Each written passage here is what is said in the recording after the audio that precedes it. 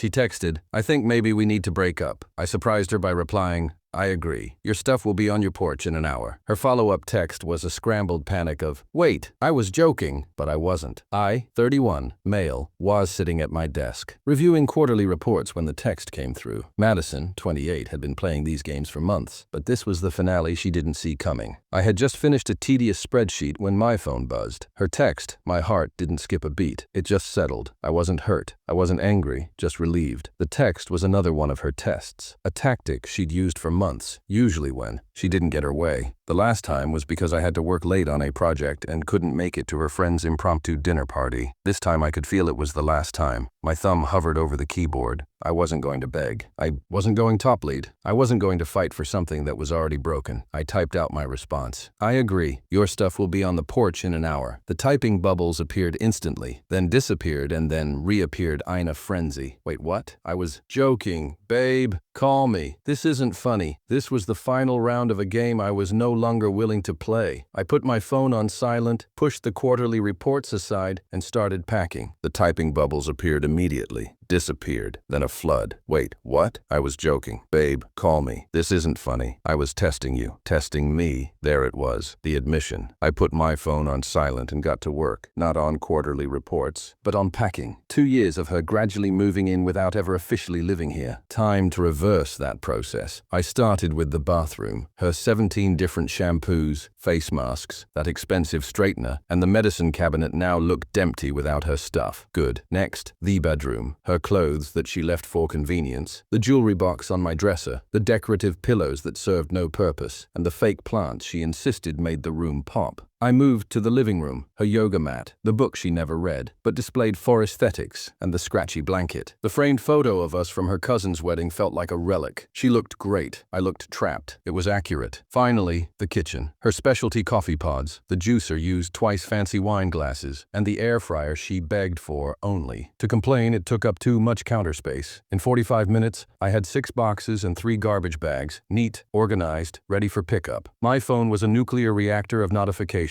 47 missed calls, countless texts, and voicemails. I checked later for entertainment. I placed everything on the porch, took a photo, and sent it to her. "Everything's outside. Please collect it within 2 hours, or it goes to the curb for donation pickup." She immediately replied, "You can't do this. I pay rent." She didn't. She chipped in for groceries occasionally, which meant twice in 6 months. "I'm coming over. We're talking about this. You're overreacting." It was a joke. A joke, right? Like when she jokingly threatened to burn my vintage band tees because I went to my brother's bachelor party, or when she jokingly posted on Facebook that she was single because I couldn't afford the Tiffany bracelet she wanted. Hilarious. Her car screeched into my driveway 20 minutes later. She was out before it fully stopped. Mascara already running. I watched her through the doorbell camera. "Open up." "This is insane," I replied through the mic. "Your stuff's on the porch. Please take it and go. I'm not leaving until we talk," she screamed. Then, "I'll call the police for trespassing. Your choice." She grabbed the first box and threw it at my door. A real class act. Then she sat on the porch steps and called reinforcements on speakerphone. Of course, her mom answered. "Sweetie, what's happening?" Madison, sobbing, said, "Mom, he's throwing me out over a text." Her mom asked, "What did the text say?" Madison paused. I maybe suggested we break up, but I was kidding." The silence was deafening. Her mom responded with a heavy sigh. "Madison Grace, you didn't. It was a test to see if he'd fight for me." Her mom was on my side. I loved that for me. She told Madison to come home, but Madison wasn't done. Oh no. This was just Act 1 of the entitlement show. The next 3 days were a spectacular extinction burst of denial, anger, and bargaining with a side of stalking. First, she tried the classic "I'm pregnant" move. A 2 a.m. text. "We need to talk." "I'm late." "Late for what?" "My period." "I might be pregnant." My response was calm. "Interesting. You've been on birth control for years, and we haven't been intimate in 3 weeks because you said I was emotionally unavailable. Birth control fails. Sure, take a test. Let me know if it's positive. We'll handle it through lawyers." Her final text was a desperate plea. "You're seriously going to make me do this alone? You broke up with me." Radio silence. Shocker. No pregnancy. Next came the social media assault. She posted a crying selfie with the caption, "When you give someone 2 years of your life and they throw you out like trash over a misunderstanding." Her friends swarmed the comments with cliches like,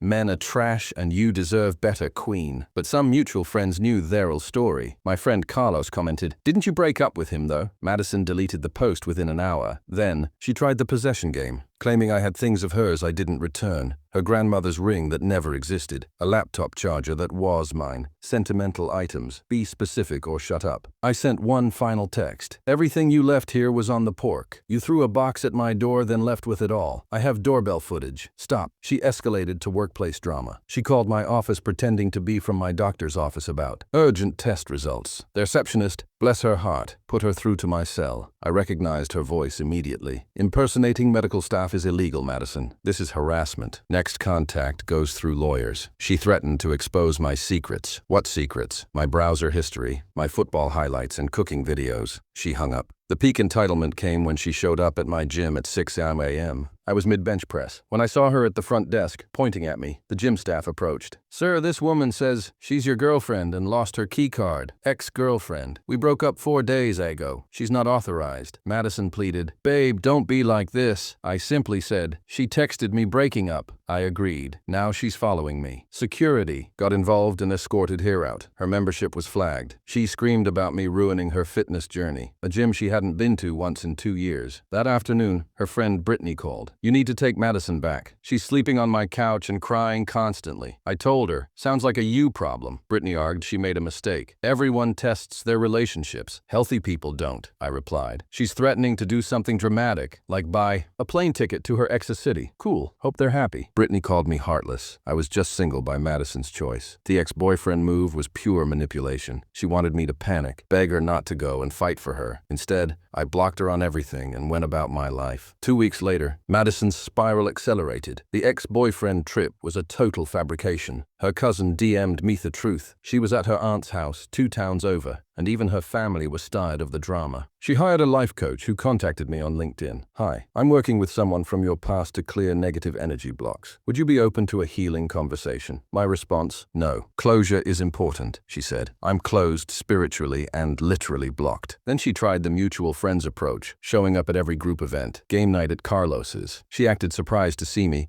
even though Carlos had specifically texted her not to come. She'd corner people and retell the story, getting more dramatic. Each time. Version 1, he made a joke and he threw me out. Version 5, I was expressing feelings and he made me homeless. Version 10, he planned this. It was probably another woman. There was no other woman, unless you count my Xbox, which was getting a lot more attention now that I had peace. Their straining order threat became real. When she started showing up at my work, she'd sit in her car holding signs. The first one said, "Let's talk." The next day, it said, "You can't ignore love." Police were called. She got a warning and I filed for a restraining order. But the absolute peak entitlement. She sent her new boyfriend, Trent, to confront me. This poor guy, puffing his chest, said, "You Madison's ex?" "Yep. You threw her out over nothing. She broke up with me." I agreed. She didn't like that. "She said you were abusive." "Did she mention their straining order?" I showed him the paperwork, the police reports, the doorbell footage. Trent's eyes widened. "Bro, I'm sorry. I had no idea. She said you were stalking her." "Run, Trent. Run fast." "Already am. Thanks for the heads up." 1 month later, the restraining order was granted. The judge read through all the evidence, texts, doorbell footage, police reports, witness statements, and said,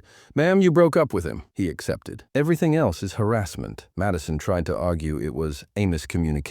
The judge asked why someone would joke about breaking up, to which she replied, "To see if he really loved me." The judge's final word, "That's manipulation, not communication." Order granted. But even that didn't stop her immediately. She sent letters through mutual friends, which were returned unopened. Her mom called. I blocked her. She created fake social media accounts. I reported them. The last straw was when she applied to work at my company. HR flagged it immediately due to their straining order, and their legal team shut down her threat to sue for discrimination. Through the grapevine, I heard the aftermath. She lost most of her friends. Brittany kicked her off the couch. Her parents made her pay rent, and she was mandated to therapy. She lost the job after no showing following the court date. The last direct contact was a letter from her therapist, to which my lawyer responded that any closure needs to happen without my involvement. 6 months later, life is peaceful. I'm casually dating, focused on work and getting great gym gains without the drama. I ran into her mom at the grocery store. It was awkward but civil. She apologized for everything, telling me Madison was working on herself. Hope it goes well for her, I said. She knows she messed up the testing thing. Her mom said, I never taught her that it's done now, I replied. Moving forward, and that's it. She tested our relationship by threatening to end it, and I called her bluff. She expected me to fight too big to prove my love. Instead, I packed her stuff and moved on. The lesson: when someone threatens to leave to manipulate you, let them. If they wanted to stay, they wouldn't threaten to go. And if it's a test, it's already failed. My only regret is not doing it sooner. Those decorative pillows really were uncomfortable as hell.